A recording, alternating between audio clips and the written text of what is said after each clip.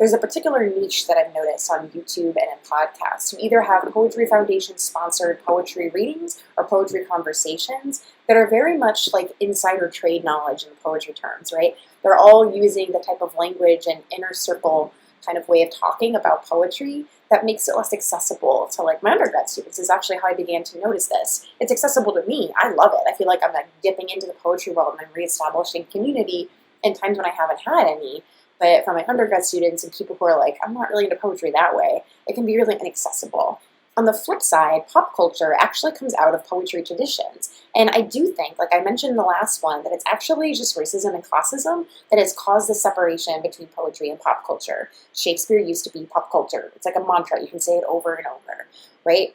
So I think that we have an interesting moment here when you have like performance poetry, where people are on stages and it's getting a lot of traction, have young people performing poetry, and you have Poetry Foundation funded poetry, which is very much print poetry and it's considered high art, and then you have pop culture where you have poets writing song lyrics or doing collaborations, like Worcestershire is a poet who collaborated with Beyonce for Lemonade. So I think we have an awesome chance here to reimagine poetry and its relationship to pop culture and vice versa.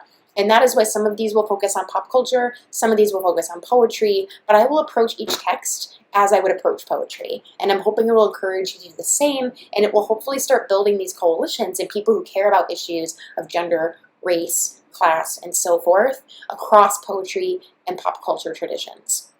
So that's where the vlog is at so far.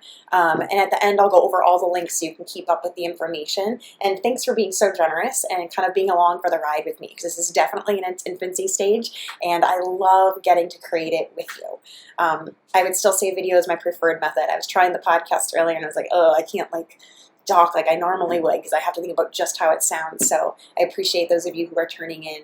I could argue we could use both to the vlog. All right, so I'm at 5 minutes. I've got 5 to 10 minutes left because I'm trying to keep it short. Today, I want to talk about Janelle Monae's Pynk video, obviously with Tessa Thompson. Many of you, I'm sure, have seen this. If you haven't, I'll have a card pop up here so you can check it out. I encourage you to pause me and watch it first before you continue with this analysis. As is my usual style, I'm not going to talk about the whole video at large. I'm going to zoom in on a particular moment, and I'm going to do an analysis and argument out of that particular moment. This is a unique video because I want to, like, also in the description portion, link to different articles that discuss this same issue. And it was brought to my attention by my friend.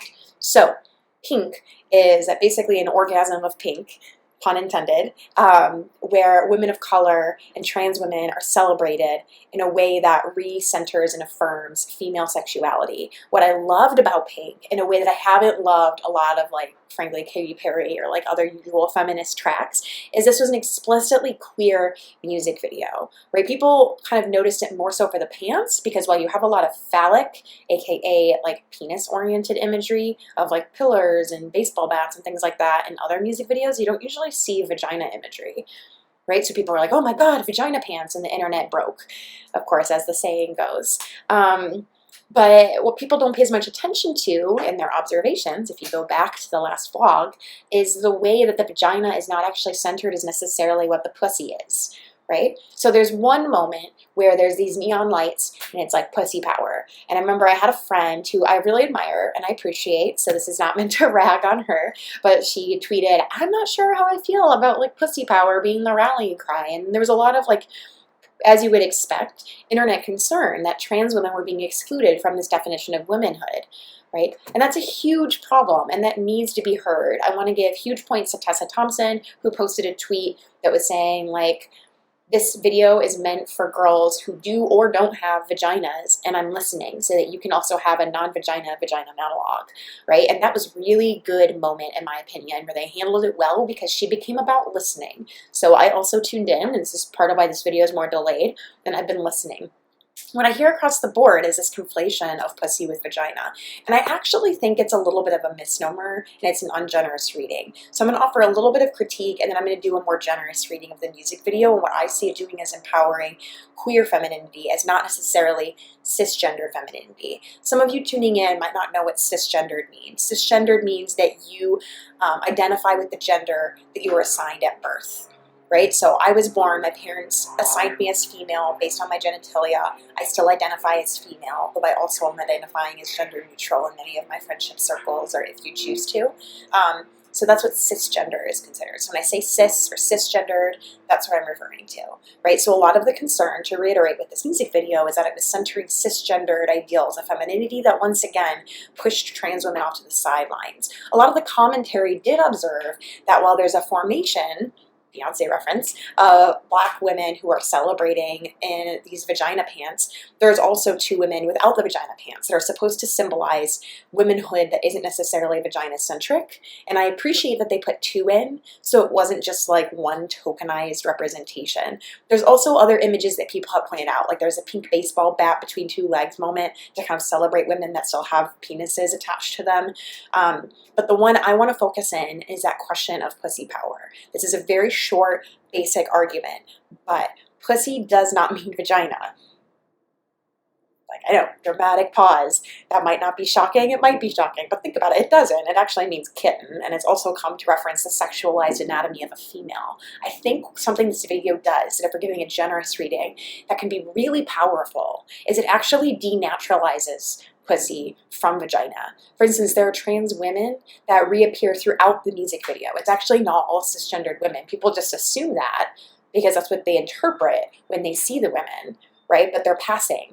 They are trans women, and they are centered throughout the music video. The artists have repeatedly said that this is meant to include women who do and don't have vaginas. At no point have they said this is for all women, as if they all have vaginas. They've repeatedly marketed it that way. I would also point out that most homophobic women are also women who have an issue with movies where there's these vagina-centric images anyway. So to be totally honest, you're like completely transphobic feminist isn't going to be a fan of this music video regardless. What this music video does instead is it separates the cultural idea of womanhood from the biological idea of womanhood necessarily meaning a vagina. It's really powerful. I loved the pussy power statement because it wasn't vagina power. It was pussy power. Pussy is not necessarily a vagina. If you look at the lyrics and you observe those carefully too, they don't just talk about vaginas. They talk about your mouth. They talk about your fingers. They talk about all these different parts of your body that can be sexualized that aren't vaginas.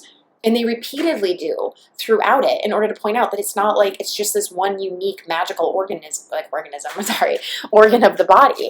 But at the same time, they're not going to shame people for having vaginas. These 2 things are very powerful, right? Like until recently, you weren't allowed to say vagina on the Senate floor. You could say penis, but you couldn't say vagina. So there's some basic sexism that they're combating by emphasizing that vagina is part of it.